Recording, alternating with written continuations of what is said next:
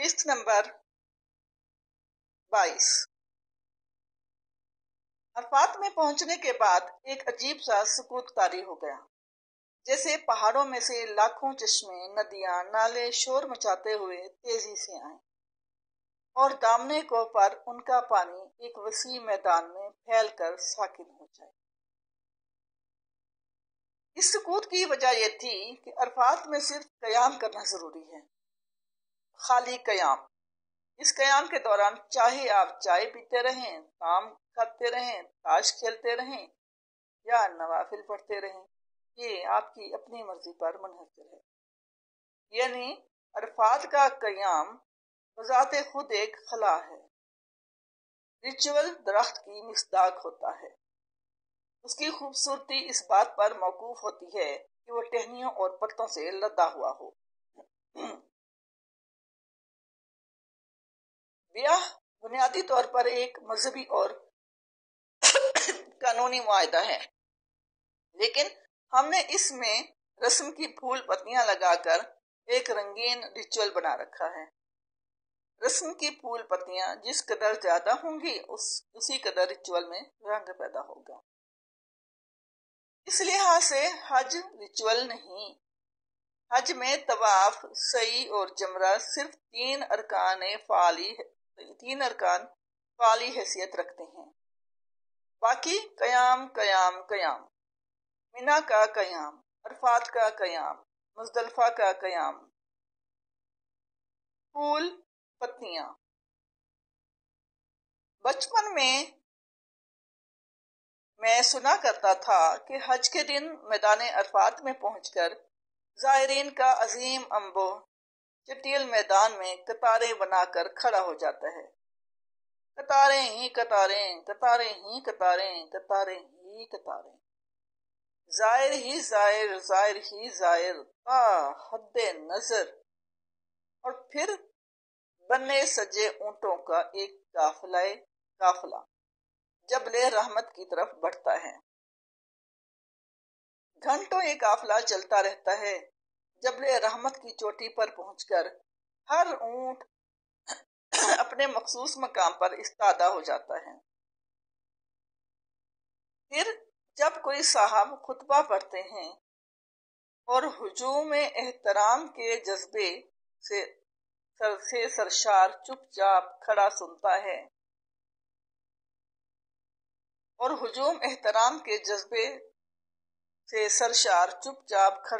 ہے، پھر غروب آفتاب کے قریب جبل الرحمت پر استادہ اونٹوں میں سے وہ اونٹنی جو سب سے زیادہ بنی سجی ہوتی ہے اور جو مرکزی مقام پر استادہ ہوتی ہیں، اپنی اگلی ٹانگیں جھکا کر گھٹنوں کے بل کھڑی ہو جاتی ہے۔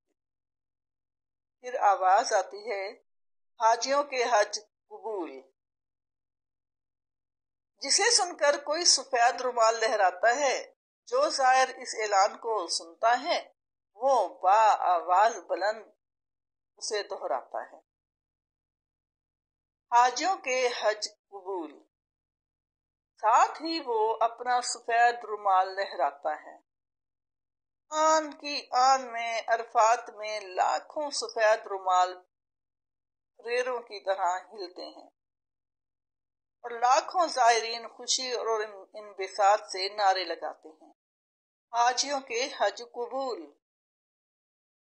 پتہ نہیں یہ تفصیلات قیام کے اس خلا کو پر کرنے کی خواہش کے زور پر اختراع کی گئی تھی یا واقعی اس زمانے میں ارباب نظم و نسق نے حج کی رسم کو پرشکوہ بنانے کے لیے ان جزئیات کو رائج کر دیا تھا۔ جان کین 1878 میں ایک عیسائی جان ایف کین نے محمد امین کے نام سے حج میں شرکت کی تھی اور اپنے تاثرات قلم بند کیے تھے۔ اگرچہ کسی غیر مسلم کو حرمین کی حدود میں داخل ہونے کی اجازت نہیں، اس کے باوجود چند ایک عیسائیوں نے تحقیق کی غرض سے زائر کا بھیس بدل کر حج میں شرکت کی۔ مثلاً جان لوڈوگ برگہارٹ نے شیخ حاجی عبداللہ کے نام سے فضائے حج میں شرکت کی تھی۔ حاجی محمد امین بھی ان عیسائیوں میں سے ایک ہیں۔ میدان عرفات کے متعلق حاجی محمد امین کے تاثرات اپنے الفاظ میں بیان کرتا ہوں۔ عرفات ایک میدان ہے جو 4-5 مربع میل رقبے میں پھیلا ہوا ہے۔ عرفات کے شمال مشرق میں 200 گز اونچا پہاڑ ہے جسے جبل العرفات کہتے ہیں۔ اس کے ساتھ ملحقہ ایک چھوٹی سی پہاڑی ہے جو جبل الرحمت کے نام سے موسوم ہے۔ جبل العرفات کی طرف پیٹھ کر کے کھڑے ہو جاؤ تو میدان عرفات یوں دکھائی دیتا ہے جیسے ایک عظیم ایمفی تھیٹر ہو،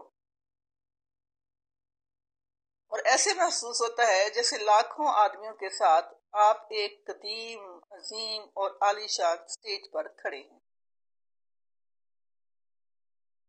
پرہیبت انبوہ،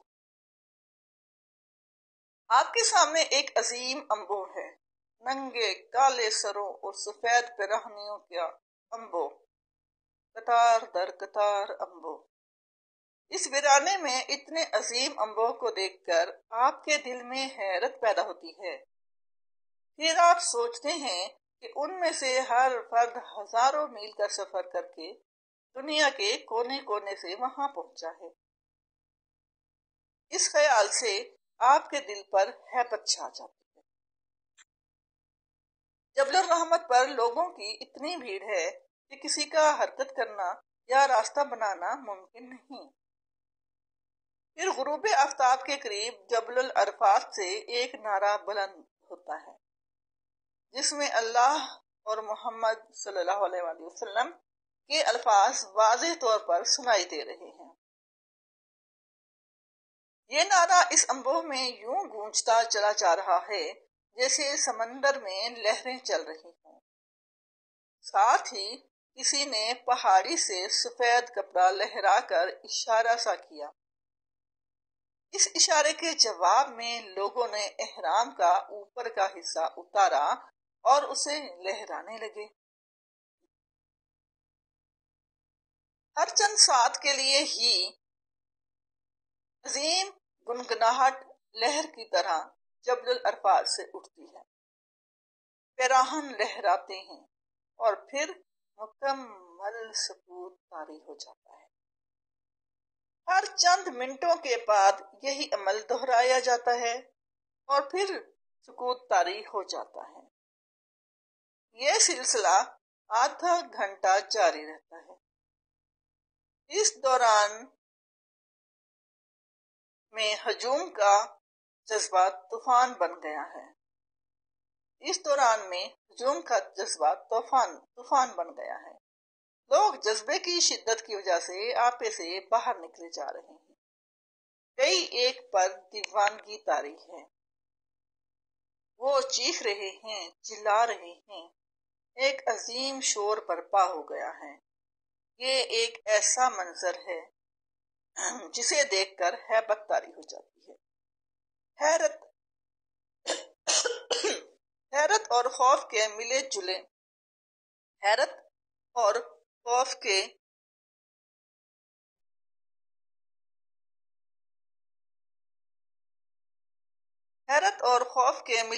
جذبات آپ پر مسلط ہو جاتے ہیں۔ میں جو اس منظر کو حقیقت پسندانہ اور خارجی نگاہ سے دیکھ رہا ہوں، مجھے ایسا لگتا ہے جیسے 3 لاکھ دیوانوں میں صرف میں ایک فرزانہ ہوں۔ اس روز میدان عرفات میں نہ تو میدان نظر آتا تھا اور نہ زائرین کا انبوہ، صرف خیمے ہی خیمے تھے۔ ان خیموں کا عظیم پھیلاؤ بھی تو پورے طور پر دکھائی نہ دیتا تھا۔ فندق الکاکی میں بھی زائرین اپنے اپنے خیمے میں بند تھے۔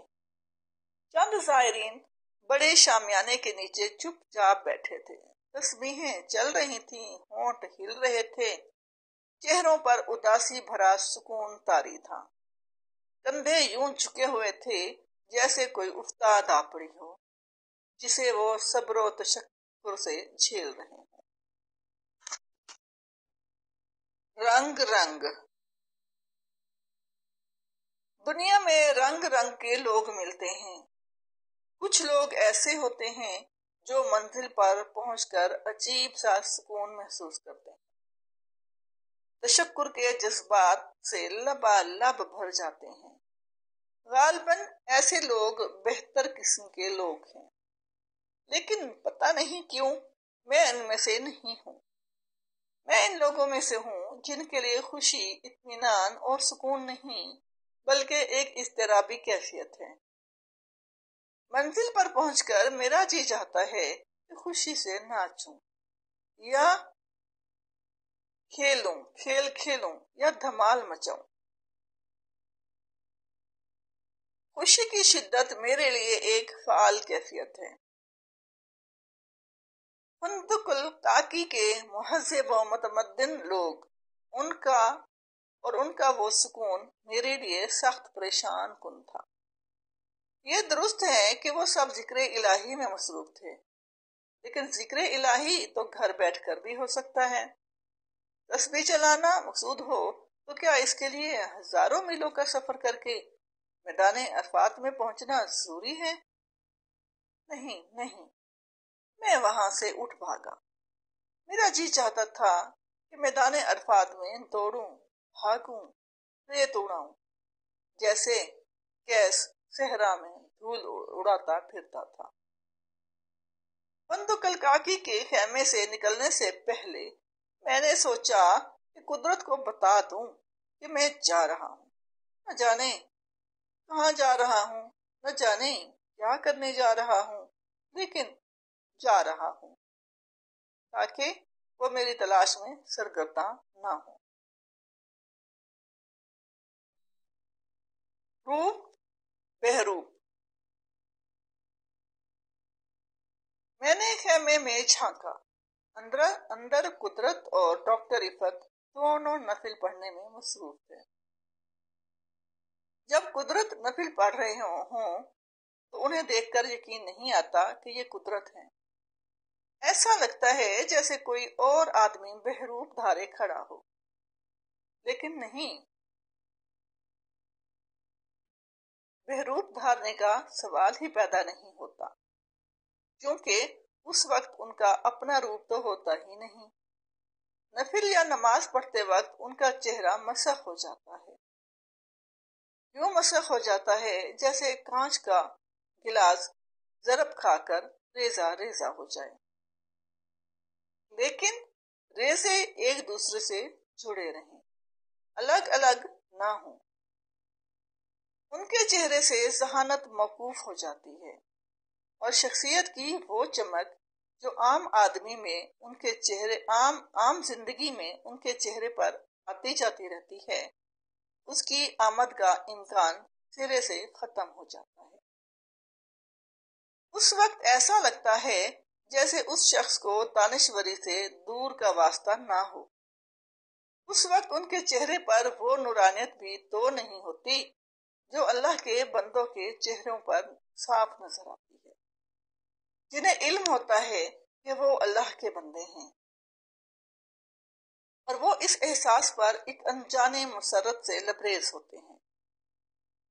قدرت کا چہرہ ریزہ ریزہ ہو رہا تھا، اس کے شانے یوں گرے گرے تھے جیسے ابھی ٹوٹ کر زمین پر ڈھیر ہو جائیں گے۔ ان کے جسم کا ذرہ ذرہ لجاجت، ملامت اور گڑ گڑاہٹ سے بھرا ہوا تھا۔ ہٹاؤ، میں نے سوچا، اس شخص کو تو اپنی ہی خبر نہیں، میں اسے اپنے بارے میں کیسے خبر دے سکتا ہوں؟ میں فندق القاقی سے باہر نکل گیا۔ زائر اور دکاندار چند قدم گیا تھا کہ میں نے اپنے آپ کو بازار میں پایا۔ یہ خیموں کا بازار تھا، وہاں ہر قسم کی خوردنی چیزوں کی دکانیں لگی ہوئی تھیں۔ گوشت، سبزی، آٹا، دال، کباب، تکے، نان، چائے۔ لوگ خرید و فروخت میں مصروف تھے، یوں مصروف تھے جیسے زندگی محض خرید و فروخت ہو۔ کسی کو احساس نہ تھا کہ وہ میدان عرفات میں ہے، کہ وہ حج کا دن ہے، وہ دن جس کی آرزو میں اس نے برسوں خواب دیکھے تھے، سوکتے جاگتے کے خواب۔ بازار میں بیشتر دکانداروں نے احرام پہن رکھے تھے، ظاہر تھا کہ وہ دکاندار ہونے کے علاوہ ظاہر بھی تھے، عرفات میں دنیاوی اور دینی دونوں کمائیاں کر رہے تھے۔ کیا واقعی کام میں اتنی طاقت ہے کہ وہ گرد و پیش کو بھلا دے؟ کیا کام اتنی بڑی حقیقت ہے؟ کیا روپیہ کمانا اتنی عظیم خواہش ہے کہ زائر عرفات کے قیام کو بھی منافع کمانے کے لیے وقف کر دیتا ہے؟ کیا منافع کمانے کی ہوس عرفات میں بھی ہمیں نہیں بخشتی؟ کیا روپے کی ہوس اتنی طاقتور ہے کہ اس کے سامنے سب کچھ ماند پڑ جاتا ہے؟ میں نے محسوس کیا جیسے وہ بازار ابلیس نے لگا رکھا ہو کہ زائرین کو طعام اور منافع کے جال میں جکڑ لیا جائے۔ جبل الرحمت۔ بازار سے باہر نکلا تو وہ گھٹن ختم ہو گئی۔ میرے سامنے ایک 2 فرلانگ دور جبل الرحمت کی پہاڑی تھی۔ جبل الرحمت پر لوگ یوں چڑھے ہوئے تھے جیسے گڑ کی بھیلی پر چیونٹیاں چڑھی ہوتی ہیں۔ ابھی بہت سے لوگ جبل الرحمت کی طرف چلے جا رہے تھے۔ نہیں نہیں، میں اس بھیڑ میں نہیں جاؤں گا، بھیڑ میں میرا دم گھٹتا ہے۔ اس وقت مجھ پر ایک بے نام سی دیوانگی طاری تھی، میرے اندر خوشی کا ایک سمندر ٹھاٹھے مار رہا تھا، اس احساس پر خوشی کہ میں میدان عرفات میں تھا اور وہ جس کی خدمت میں حاضری دینے کے لیے میں وہاں آیا تھا، اور وہ خود ہمارے ساتھ ساتھ آیا تھا۔ میرا جی چاہتا تھا کہ اس خوشی پر اکیلے میں جا کر ناچوں، دھمال کھیلوں، کوئی ایسا ڈھول بجاؤں جس کی ضرب 7 لاکھ زائرین کے قلب پر پڑے، اور وہ سب دیوانہ وار خیموں سے باہر نکل آئیں، اپنی اپنی تسبیحیں پھینک دیں، نوافل پڑھنا بھول جائیں، اور پھر ہم سب مل کر اس کو ڈھونڈ لیں جس کے حکم پر ہم سب وہاں حاضری دینے آئے تھے، اور ہمیں حاضری کا حکم دینے کے وہ خود ہم میں شامل ہو گیا، اور ہمیں میں چھپا بیٹھا تھا۔ سفید پتھر۔ میں نے چاروں طرف نظر دوڑائی، میدان عرفات تو نہ جانے کہاں کس اوٹ میں گم تھا، اس میں لگے ہوئے خیمے بھی پتہ نہیں کس انچان جگہ میں دبکے ہوئے تھے۔ کدھر جاؤں، میں نے سوچا، کہیں جانے کی کوئی جگہ بھی تو نظر نہیں آتی تھی۔ رہ رہ کر میری نگاہ جبل الرحمت پر گڑے ہوئے سفید پتھر کی طرف اٹھ جاتی۔ یہ سفید پتھر دراصل پتھر کی تراشی ہوئی سل تھا جو قدِ آدم سے بھی اونچی تھی، اور اس پر چونے کی دبیز طے چڑھی تھی۔ اس میلی میلی پہاڑی پر وہ سفید پتھر یوں چمک رہا تھا جیسے نیلے آسمان پر سورج چمک رہا ہو۔ رہ رہ کر میری نگاہ اس سفید پتھر پر مرکوز ہو جاتی، جی چاہتا کہ جا کر دیکھوں کہ سفید پتھر کیا چیز ہے۔ نہیں نہیں، میں اپنے آپ کو سمجھاتا، میں تو میدان عرفات میں حاضری دینے آیا ہوں، میں ادھر کیوں جاؤں؟ میں نے سفید پتھر کی طرف سے منہ موڑ لیا۔ پھر نہ جانے کیا دفتر میرے سامنے میدان کی طرف وہی سفید پتھر ابھر آیا۔ میں نے اپنا منہ خیموں کی طرف موڑ لیا۔ ارے वहां भी वही सफेद पत्थर मौजूद था। फिर तो वो सफेद पत्थर सारे मंजर पर छा गया। फिर मैंने महसूस किया कि वो जिसकी हाजिरी देने के लिए मैं मैदान अरफात में आया था, वो इस पत्थर के पीछे छुपा हुआ है।